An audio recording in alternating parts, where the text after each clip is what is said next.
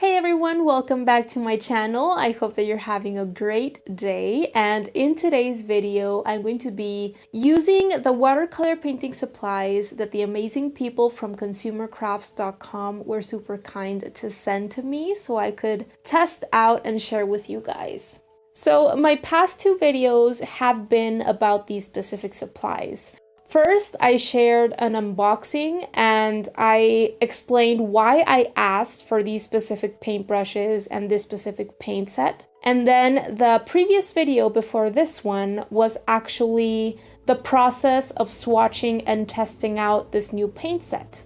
If you have not checked out these previous videos, or you are interested in learning why it's important to swatch out a new paint set, especially when it comes to watercolors, and my particular method for testing and swatching out watercolors, I highly recommend you check out my previous video. Today I'm going to be focusing a lot more on the brushes, and what I decided to do was actually go ahead and paint a complete landscape with them. Now, something I want to quickly mention before I get into the painting is that next week I'm going to be testing out all of these supplies once again, both the Winsor and Newton watercolor tube set as well as these different brushes by Royal and Langnickel in another watercolor painting of another kind of subject. I'm probably going to be using them to paint some kind of bird, maybe a winter cardinal, I haven't decided. But the point is that I really feel that I want to test them out further to be able to provide a more in-depth review of them, especially because this is my first time ever using a dagger brush and this kind of flat wash brush. Alright, so for this landscape, I decided to go with something winter inspired with a lot of snow and pine trees because December is about to begin this week. I really hope that you enjoy watching me paint this watercolor landscape while I test out my new supplies, and I would absolutely love a like if you are excited about stepping up your own watercolor painting skills.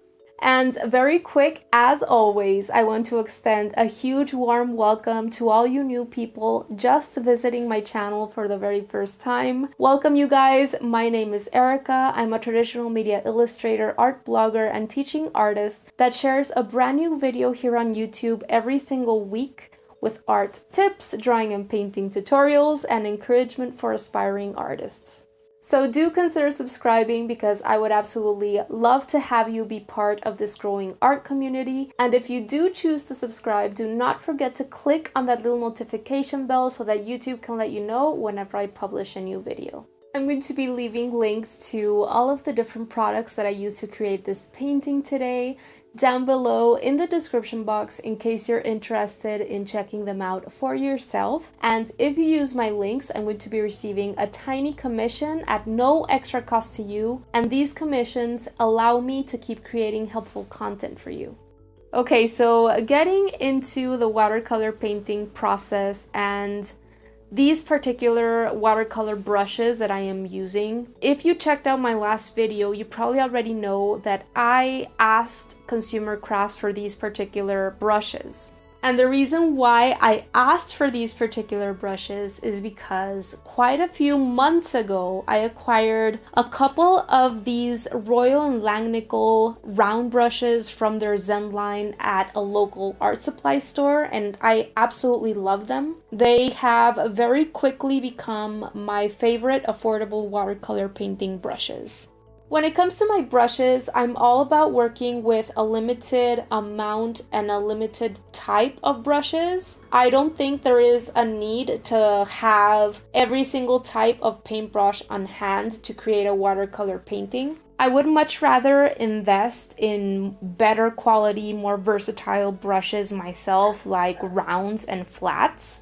It's definitely going to depend on what kind of subject and style you are specifically going for and what level of detail you like to arrive at. But I can say for myself that most of my usual watercolor illustrations can be completed with a couple of different rounds and maybe one larger flat.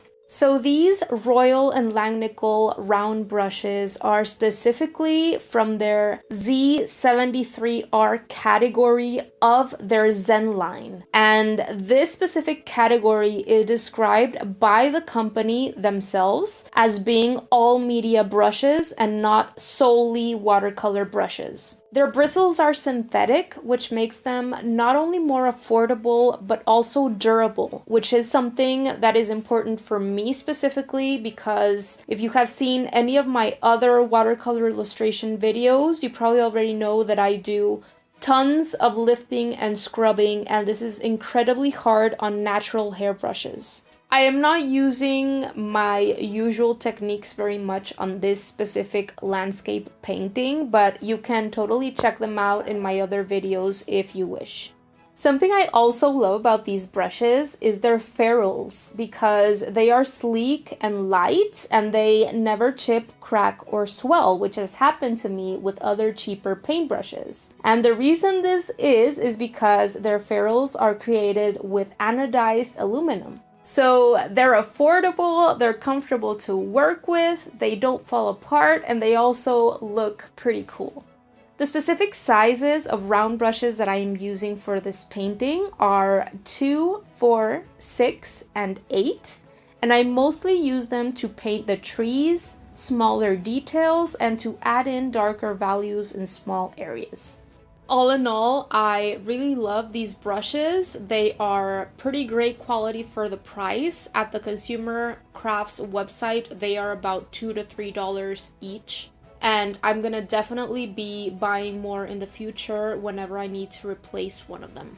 Now, the other two brushes are also from Royal and Langnickel's Zen line, but they are specifically created for watercolors, and I had never used them before. But I had pretty high expectations of them because of how much I like my round brushes. The flat wash brush that I asked for is 1 inch wide or 25 millimeters wide and is part of Royal and Langnickel's Z83W collection, which is referred to as being specifically for watercolors. And the Dagger brush that I asked for is 1/2 inch or 13 millimeters wide, and it is from their Z83G line, which is also intended for watercolors. Their bristles are a combination of natural and synthetic hair, which is pretty soft, and when new, they have a bit of gum arabic at the ends of them, just like many other paintbrushes do, so that their bristles maintain their shape.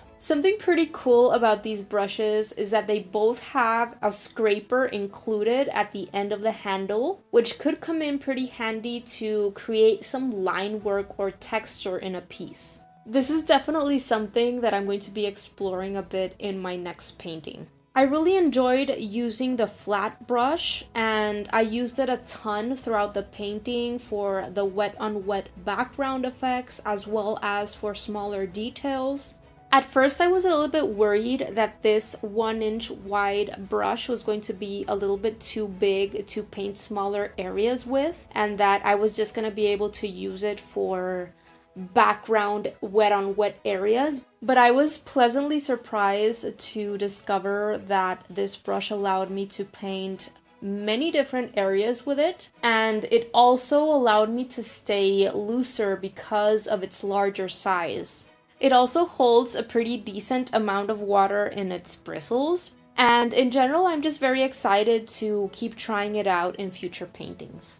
And finally, in terms of the Dagger brush, I was pretty excited to use it, especially because I didn't have one in my collection before. But I definitely think that I should have asked for a smaller one. This one was way too big for the usual size of watercolor paintings that I create. I used the Dagger brush to paint in the dry grass and plants in the foreground, as well as the ripples in the water. I also used it to create a bit of a dry brushing effect in some areas at the end. I was honestly a little bit underwhelmed with this specific brush. It was kind of uncomfortable to use at times, but as I said, I think I should have ordered a smaller size. And I also don't have very much experience using dagger brushes. So I am going to save my final opinion about it until I use it a little bit more.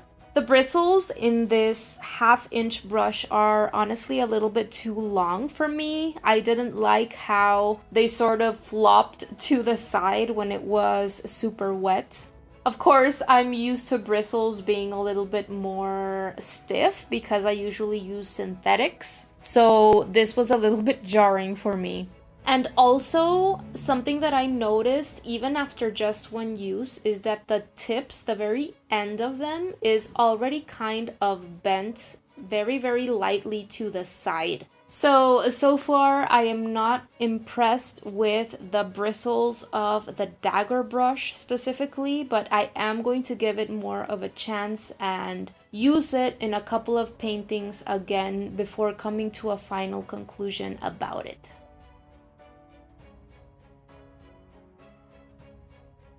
And that is going to be it so far in terms of my thoughts about these Royal and Langnickel Zen brushes. Stay tuned for the next video because I'm going to be using this exact combination of watercolor painting supplies, but I'm going to be painting a completely different kind of subject with them. And thanks again to the awesome people from consumercrafts.com who were super kind to send these watercolor painting supplies to me.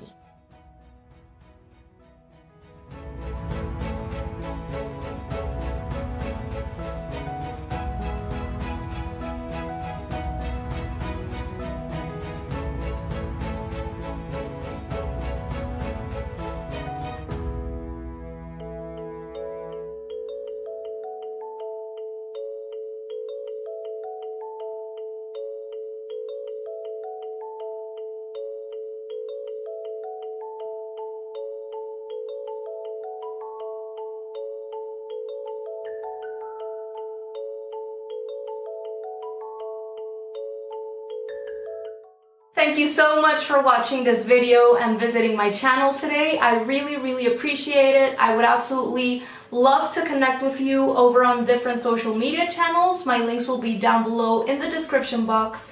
Don't forget to subscribe so I can see you next Friday, and stay inspired. Bye!